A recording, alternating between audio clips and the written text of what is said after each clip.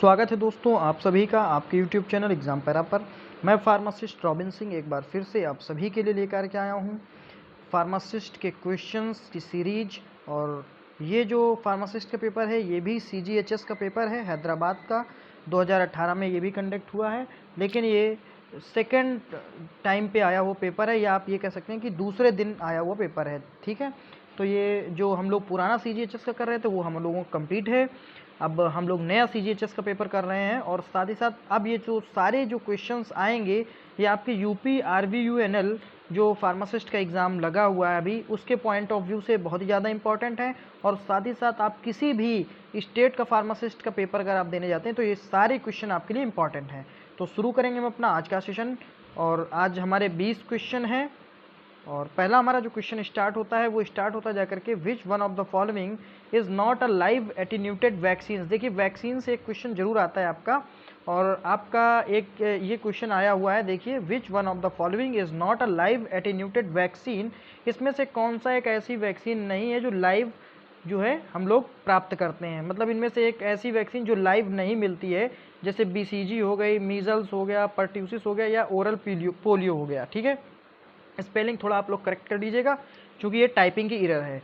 तो BCG vaccine live मिलती है, पर्ट्यूसिस लाइव मिलती है, ओरल पोलियो वैक्सीन लाइव मिलती है, और जो मीजल्स की वैक्सीन है ये आपको जो है डेड सेल से मिलती है। ठीक है, the right answer is measles. बढ़ेंगे हम लोग अगले क्वेश्चन की तरफ। रिंगर इंजेक्शन कंटेंस, देखिए आप लोगों ने हॉस्पिटल ट्रेनिंग जब करी होगी तो आप लोगों ने देखा होगा एक बॉटल आती है REL के नाम से, REL के नाम से। तो REL का फुल फॉर्म होता है रिंगर लैक्टेट। ठीक है, रिंगर लैक्टेट इंजेक्शन या बॉटल। तो उसमें क्या होता है, उसका कंपोजिशन क्या है? 10% fructose and 0.9% sodium, 15% mannitol and जो 0.45% सोडियम क्लोराइड, या 0.86% सोडियम क्लोराइड, 0.03% जो है पोटेशियम क्लोराइड है, और 0.033% जो है कैल्शियम क्लोराइड है।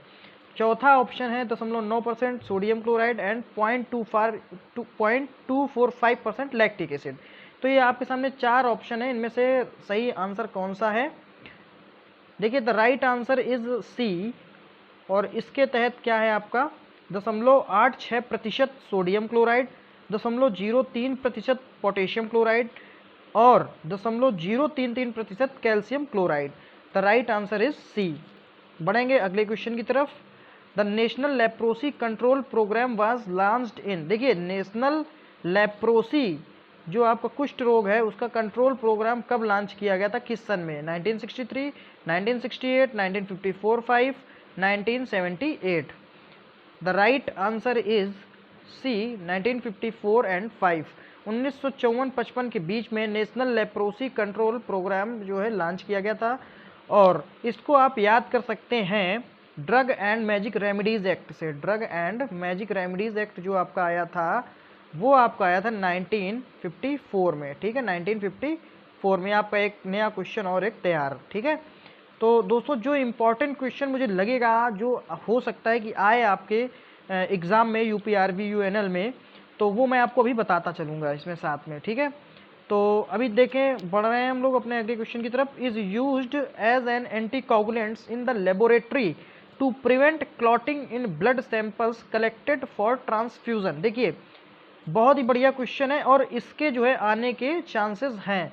हालांकि ये जो सेट पेपर हम लोग कर रहे हैं, सेट पेपर कोई सा भी हो, जो क्वेश्चन लाए जाते हैं वो हर एक सेट पेपर से उठाए जाते हैं, थोड़े थोड़े क्वेश्चंस। ठीक है, कुछ इस सेट पेपर से, कुछ उस सेट पेपर से, दो चार क्वेश्चन उठा लिए जाते हैं। तो हो सकता है इनमें से कोई आपको क्वेश्चन मिल जाए, और इसकी जो प्रतिशतता है वो ज़्यादा आने की चांसेस ज़्यादा है। ठीक है, तो इसमें कह रहा है आपसे कि जब आप ब्लड को जो है कलेक्ट करते हैं, आपने ब्लड निकाला ह्यूमन बॉडी से, और निकालने के बाद उस ब्लड को आपने बॉटल में रखा या वायल में रखा, तो वो क्यों नहीं जमता है? उसमें क्या ऐसा मिला दिया जाता है कंपाउंड जो उसको जमने नहीं देता है? एंटीकोगुलेंट्स की तरह क्या होता है?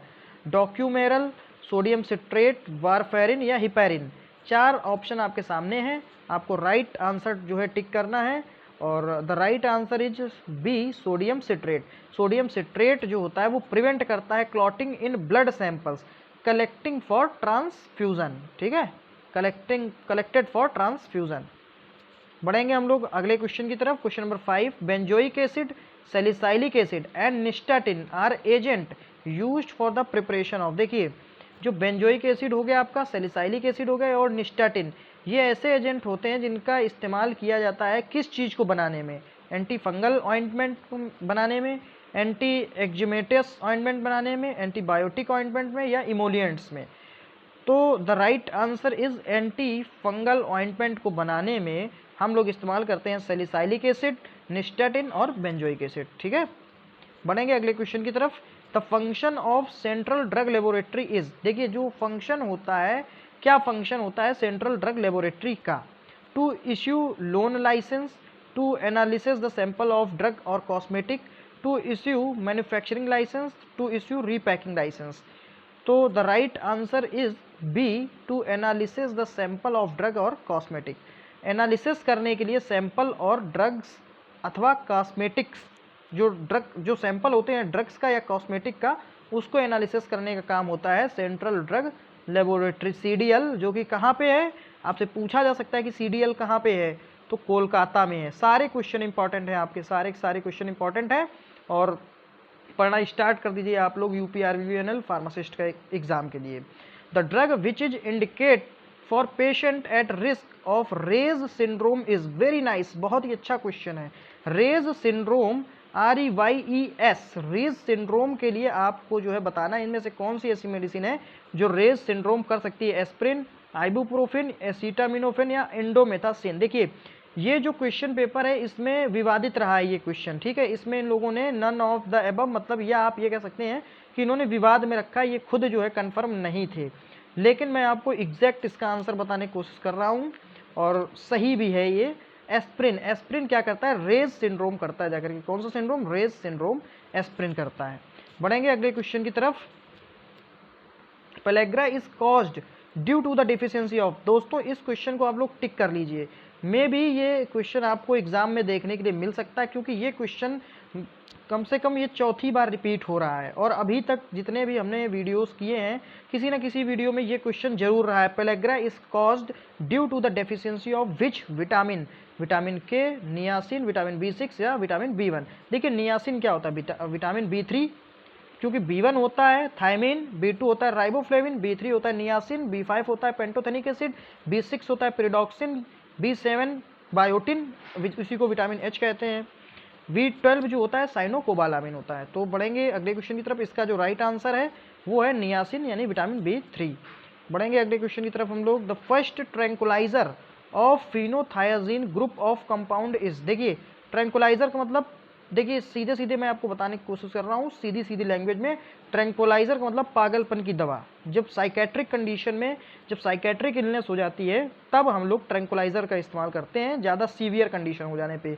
तो फिनोथायाजीन ग्रुप का कौन सा ऐसा कंपाउंड है, first tranquilliser of phenothiazine group, phenothiazine group का फर्स्ट ट्रैंकुलाइजर कौन सा है, प्रोक्लोरप्रोमाजीन, प्रोक्लोरपेराजीन, हेलोपेरिडोल, थायोथैक्सीन, क्लोरप्रोमाजीन।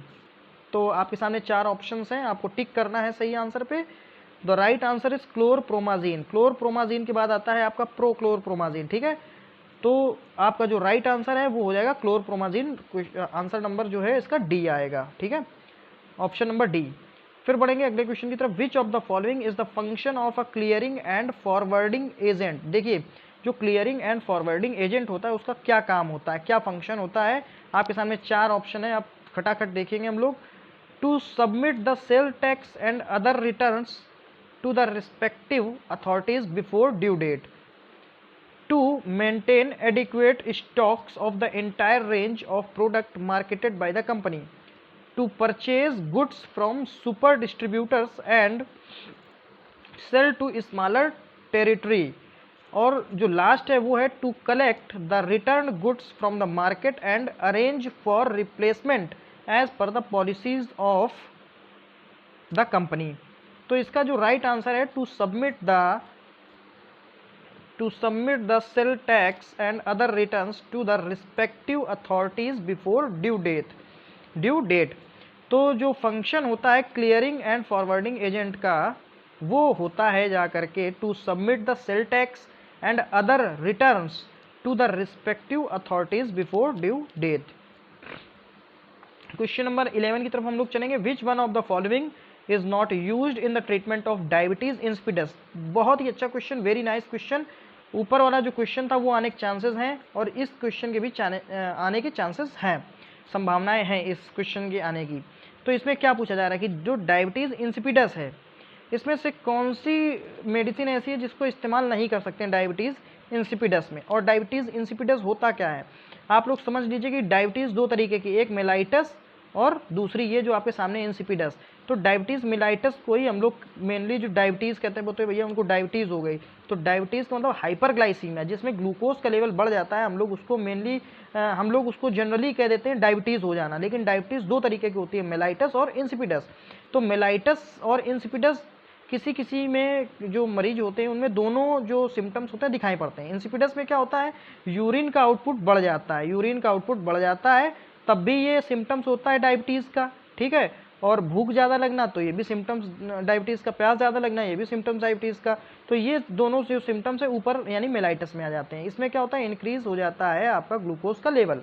लेकिन जो आपका डायबिटीज इंसिपिडस होता है इसमें डिक्रीज हो जाता है एंटी डायबिटिक हार्मोन्स, जो कि बॉडी के अंदर पाया जाता है, एंटी डायबिटिक हार्मोन्स ADH। और इसी कैटेगरी का एक हार्मोन्स होता है वैसोप्रेसिन, ठीक है। एंटी डायबिटिक हार्मोन्स होता है वैसोप्रेसिन, जो कि सिक्रीट आउट होता है posterior part of pituitary gland से, ठीक है। Posterior part of pituitary gland से सिक्रीट आउट होता है। इसकी कमी की वजह से हो जाता है आपका डायबिटीज इंसिपिडस, जिसमें यूरिन का आउटपुट बढ़ जाता है। तो आपको जो है आंसर करना है इसमें से कौन सी ऐसी ड्रग है जो कि इस्तेमाल नहीं की जा सकती है डायबिटीज इंसिपिडस में। इंडोमेथासिन है, कीटोकोनाजोल है, एमिलोराइड है या वैसोप्रेसिन है। वैसोप्रेसिन के बारे में मैंने आपको बता दिया, इस्तेमाल की जाएगी। Amiloride you can use, indomethacin आप इस्तेमाल कर सकते हैं। कीटोकोनाजोल जो आपका बचा ये एंटी फंगल दवा है, इसका डायबिटीज इंसिपिडस में कोई रोल नहीं है और यही आपका सही ऑप्शन है, यानी जो ऑप्शन बी है वो आपका सही होगा है। अब बढ़ेंगे क्वेश्चन नंबर 12 की तरफ। In selective inventory control it is beneficial to combine chloride, sorry देखिए जो क्लोराइड है इसको आप कट करिए, ये दूसरी जगह का यहाँ पे आ गया है। In selective inventory control selective inventory control it is beneficial to combine, मतलब बेनिफिशियल होता है जब दो चीज़ें कंबाइन हो जाएं। क्या, जैसे कि आपके सामने HML and FSN method, ABC and HML method, SDE and XYZ method, SOS and XYZ method, ठीक है।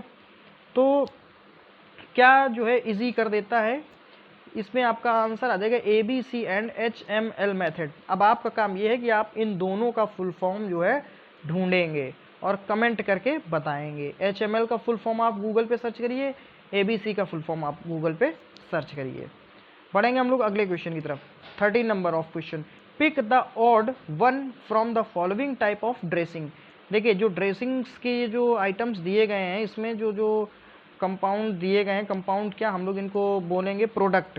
बैंडेज हो गया, सैनिटेशन हो गया और एब्जॉर्बेंट हो गया और प्रोटेक्टिव हो गया। ये जो चार जो है इसमें प्रोडक्ट दिए गए हैं इसमें से कौन सा ऐसा प्रोडक्ट है जो रिलेटेड नहीं है आपका ड्रेसिंग से। तो बैंडेज का इस्तेमाल ड्रेसिंग में किया जाता है, ठीक है। सैनिटेशन का इस्तेमाल पता नहीं किया जाता है कि नहीं किया जाता है। एब्जॉर्बेंट का इस्तेमाल होता है, प्रोटेक्टिव का इस्तेमाल होता है, ठीक है। तो the right answer is sanitation, यानी सैनिटेशन ये जो है आपका सैनिटेशन जो ये आपका है ये जो है गलत है, ठीक है ना। पिक द ओड, मतलब आपको इसमें से ऐसा निकालना है जो इसमें सिमिलर नहीं है, ठीक है। तो ये सैनिटेशन आपका हो गया। क्वेश्चन नंबर 14 पे चलेंगे। कैल्शियम ग्लूकोनेट कैन बी ऐसे बाई, जो कैल्शियम ग्लूकोनेट के इंजेक्शन होते हैं ये कैसे ऐसे किए जाएंगे, कैसे ऐसे किए जाएंगे। रिडॉक्स टिट्रेशन से, कॉम्प्लेक्सोमेट्रिक टिट्रेशन से, प्रेसिपिटेशन टिट्रेशन से या एसिड बेस टिट्रेशन से। The right answer is complexometric titration. इसको आपको सीधे सीधे रटना है, ज़्यादा समझना नहीं है, केवल क्वेश्चन को हम लोगों को देखना है, ठीक है। थ्योरी के अंदर ज़्यादा नहीं चलेंगे हम लोग, क्वेश्चन ज़्यादा से ज़्यादा क्वेश्चन कवर करेंगे। तो the right answer is complexometric titration. A liquid oral preparation taken as single dose is called. देखिए इसको कट करिए। A liquid oral preparation taken as single dose is called. Liquid oral preparation, liquid हो orally लेते हो ऐसी preparation जो liquid हो और ओरली हम लोग लेते हो, taken as a single dose, केवल एक सिंगल डोज में ही उसको हम लोगों ने इनहेल कर दिया, उसको क्या कहेंगे? ड्रॉट्स, एलिक्सर, लिंक्टस या कोलाइडियन। तो आपके सामने 4 ऑप्शन है, आपको सही ऑप्शन टिक करना है। द राइट आंसर इज ड्रॉट्स। ड्रॉट्स ही जो है आपका सिंगल डोज में इस्तेमाल किया जाता है और लिक्विड ओरल प्रिपरेशन होता है। ठीक है, फिर बढ़ेंगे 16 नंबर ऑफ क्वेश्चन की तरफ। Choose the drug which is used in the treatment of Hodgkin's disease and leukaemia in children. Very nice, बहुत ही अच्छा क्वेश्चन है। हॉडकिन डिजीज या ल्यूकीमिया जब बच्चों में हो जाता है तो कौन सी ऐसी मेडिसिन है जिसका इस्तेमाल हम लोग करते हैं ट्रीटमेंट करने में हॉडकिंस का और ल्यूकीमिया का? तो डिजिटालिस, लिंसेट, जिंजर या विनका।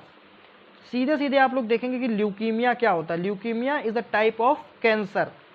ठीक है, when the WBC count is abnormal you can say या तो डिक्रीज होंगी या तो इंक्रीज होंगी। ठीक है, तो इसमें क्या है? डिक्रीज होंगी। जब डिक्रीज हो जाएंगी WBC ल्यूकोसाइट्स तो ये कन्वर्ट हो जाएगा ल्यूकीमिया में। ठीक है, तो द राइट आंसर, अब कैंसर को किससे ट्रीट करते हैं? कैंसर को ट्रीट करने के लिए केवल एक ही ये मेडिसिन इसमें है, विनका। विनका जो है एंटी कैंसरस होती है, तो द राइट आंसर इज विनका। विनका जो है सही आंसर है। 17 नंबर ऑफ क्वेश्चन की तरफ चलेंगे। Nonlin is a program which predict. देखिए, जो नॉनलिन है एक प्रोग्राम है जो कि प्रिडिक्ट करता है क्या? Nonlin is a program which predicts utilisation of medicine, pharmacokinetic parameters, batch number and date of expiry या stock position and shelf life. तो जो नॉनलिन एक प्रोग्राम है, नॉनलिन वो क्या जो है प्रिडिक्ट करता है? वो प्रिडिक्ट करता है फार्माकोकाइनेटिक्स पैरामीटर्स, जो फार्माकोकाइनेटिक्स पैरामीटर्स होते हैं उसको। ठीक है, फार्माकोडायनेमिक्स एंड फार्माकोकाइनेटिक्स आपने सुना है। फार्माकोडायनेमिक्स का मतलब होता है what the drug does to the body, and pharmacokinetics का मतलब होता है what the body does to the drug. It's included ADME process, यानी एब्जॉर्प्शन, डिस्ट्रीब्यूशन, मेटाबॉलिज्म और एक्सक्रीशन। तो यही जो पैरामीटर्स हैं इसी को हम लोग इसमें प्रिडिक्ट करते हैं। क्वेश्चन नंबर 18 पे चलेंगे। Choose the drug containing indole alkaloid. ऐसी ड्रग को आपको चूज करना है जो कि एक इंडोल कैटेगरी के एल्केलॉइड हो। बेलाडोना, वसाका, एर्गेट या ओपियम। एल्केलॉइड है तो इसका मतलब इसमें नाइट्रोजन जो है पाया जाएगा। ठीक है, तो द राइट आंसर इज एर्गेट। ठीक है, एर्गेट जो आपका है वो राइट आंसर है। बढ़ेंगे अगले क्वेश्चन की तरफ। एर्गेट आपका इंडोल एल्केलॉइड्स में आएगा। 19 number of 19 number of question पे चलेंगे हम लोग। Which one of the following is the beta blocker.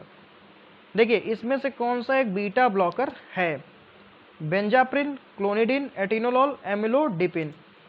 Calcium channel blocker, सारे डिपिन। ठीक है, अब इसमें से आप देख लीजिए कि बीटा ब्लॉकर कौन सा है। बीटा ब्लॉकर कौन सा है? तो एटिनोलॉल, मीटोप्रोलॉल, ये एटिनोलॉल आपका आ जाएगा। ठीक है, प्रोप्रानोलॉल, एटिनोलॉल और मीटोप्रोलॉल ये beta blockers. A rising creatinine level indicates. देखिए, अगर क्रिएटिनिन का लेवल बढ़ रहा है बॉडी के अंदर, क्रिएटिनिन का लेवल अगर बॉडी के अंदर बढ़ रहा है तो क्या इंडिकेट कर रहा है ये? हाइपोपिट्यूटरिज्म या सोरियासिस या किडनी डैमेज या ऑब्स्ट्रक्टिव जॉइंडिस। अगर क्रिएटिनिन लेवल बढ़ रहा है तो ये क्या इंडिकेट कर रहा है? ये इंडिकेट कर रहा है किडनी आपकी जो है डैमेज हो रही है, जिससे फिल्ट्रेशन प्रॉपर नहीं हो पा रहा है और क्रिएटिनिन का लेवल बढ़ता जा रहा है क्योंकि वो डिपॉजिट होता जा रहा है। तो दोस्तों, ये थे हमारे आज के 20 क्वेश्चन। अगर आपको ये क्वेश्चन अच्छे लगे हो तो प्लीज़ चैनल को सब्सक्राइब करें, वीडियो को लाइक करें और अपने दोस्तों तक जरूर शेयर करें। हम आपके लिए इसी तरीके से अच्छे अच्छे क्वेश्चंस लाते रहेंगे और फार्मासिस्ट की वैकेंसी के लगातार जो अपडेट है वो लाते रहेंगे, और जो भी लेटेस्ट फार्मासिस्ट की वैकेंसी चल रही होगी उसका सारा अपडेट आपके पास लाते रहेंगे। तो एक बार फिर से मैं आप सबसे यही कहना चाहूँगा कि thanks for watching the video. Thank you so much.